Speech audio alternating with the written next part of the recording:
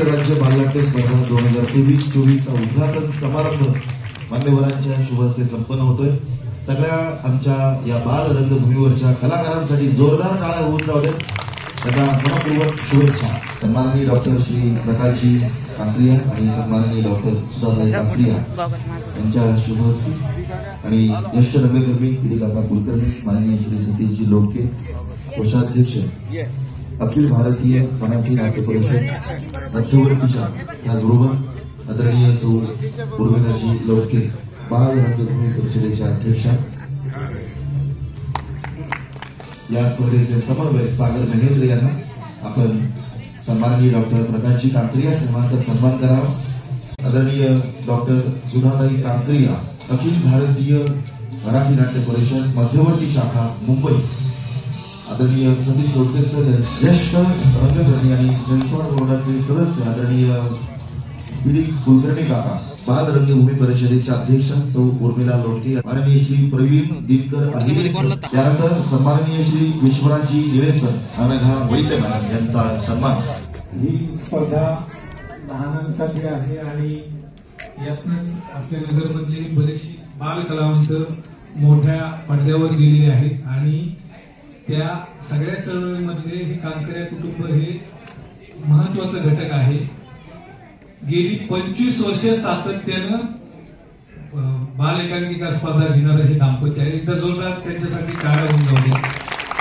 म्हणजे दृष्टी आणि कला याचा एक अनोखा संगम यांच्याकडनं होता आणि फार मेहनत घेतात प्रत्येक वर्षी ते। तर मी सुधाताईंना विनंती करतो की त्यांनी या ठिकाणी स्पर्धकांना शुभेच्छा द्याव्या। नमस्कार। महाराष्ट्र शासन सांस्कृतिक कार्य संचालनालय आयोजित 20वी महाराष्ट्र राज्य बालनाट्य स्पर्धा 2023-24 याच्या उद्घाटन प्रसंगी उपस्थित असणारे समन्वयक सागरजी मेहत्रे सर आणि आदरणीय सर्व परीक्षक आणि आपल्या अहमदनगरच्या बालरंगभूमीशी खूप चांगलं योगदान देणारे लोटके परिवार आणि कुलकर्णी काका आपणा सर्वांचं मी हार्दिक अभिनंदन करते। आणि आजच्या या स्पर्धेमध्ये आज उद्या आणि परवा 3 दिवस ही स्पर्धा अहमदनगर केंद्रामध्ये इथे साजरी होणार आहे। याच्यामध्ये ज्या बाल कलाकारांनी सहभाग घेतलेला आहे त्यांचं अभिनंदन करते, त्यांना शुभेच्छा देते। खरं म्हणजे बाल रंगभूमी म्हणजे बालनाट्य स्पर्धा हे खरं म्हणजे बालकांसाठी एक टॉनिक असतं। बालनाट्य स्पर्धा हे बालकांसाठी एक टॉनिक असतं। शरीराला तंदुरुस्त तर बनवतं परंतु मनाला सुद्धा मानसिक उभारी देणारं हे बालनाट्य असतं। बालनाट्य मुलांना उत्साह देतं, आत्मविश्वास देतं, आत्म उन्नती करवतं, कॉन्सन्ट्रेशन अभ्यासासाठी जे आवश्यक आहे तेही त्याच्यामुळे वाढलं जातं। आपण पाहतो की हे लहान लहान मुलं आहेत परंतु या लहान पावलांचा मोठा ठसा उमटलेला आपण अनेक ठिकाणी पाहिलेला आहे। जे संस्कार व्हायला हवेत हे याच वयामध्ये संस्कार होतात। मग ते नाटकाचे संस्कार असतील, सद्गुणांचे संस्कार असतील, दिव्य विचारांचे संस्कार असतील, ते सर्व प्रकारच्या संस्काराची शिदोरी आपल्याला याच वयामध्ये मिळत असते। आणि असं हे बाल नाट्य स्पर्धा आपल्या अहमदनगर केंद्रामध्ये इथे सुरू होत आहे आणि आमच्या हस्ते त्याचं उद्घाटन झालं याचा मला विशेष आनंद होत आहे।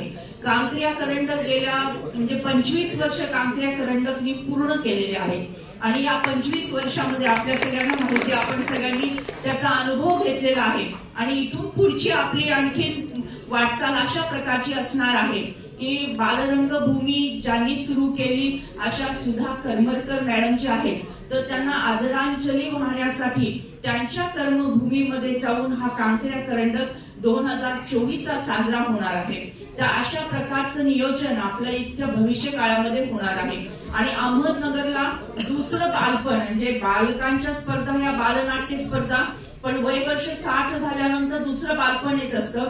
तर दुसऱ्या बालपणाच्या स्पर्धा मात्र नगरला होत राहतील त्याचाही शुभारंभ आणि त्याचंही नियोजन आम्ही लवकरच इथे डिक्लेअर करणार आहोत। आजच्या या स्पर्धांना मी हार्दिक शुभेच्छा देते, संयोजकांचं अभिनंदन करते आणि सर्व बालकांना छान छान नाटक करण्यासाठी चांगलं बळ देवो अशी ईश्वरचरणी नटराजचरणी प्रार्थना करते आणि थांबते। धन्यवाद।